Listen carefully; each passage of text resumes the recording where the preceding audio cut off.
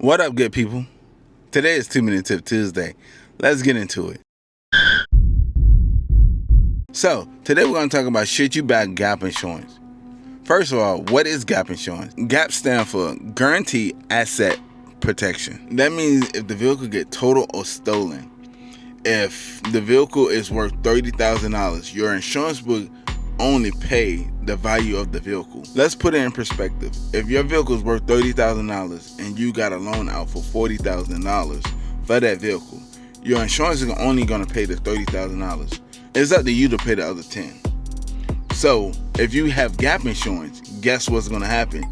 Gap insurance is going to pay the other $10,000, and you don't have to worry about paying the other $10,000 out of your pocket because you paying for a car that you don't have.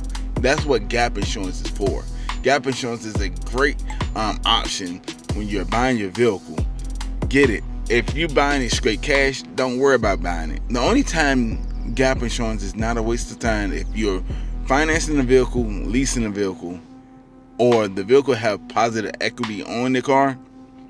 Yeah, you ain't got to get gap insurance because the vehicle already got positive equity. So, say for example, if you put $20,000 down and that vehicle is worth $40,000 and you put $20,000, it's up to you. If you want to put gap insurance on it, it's up to you, but you really don't have to put gap insurance on the vehicle because of the fact that you basically ate up all the depreciation and some. So yeah, but if you're enjoying this video, go and smash that thumbs up button. If you're not part of Artofspeedd fam, go ahead and subscribe button. Yo, welcome to the family. I look forward to seeing you next video.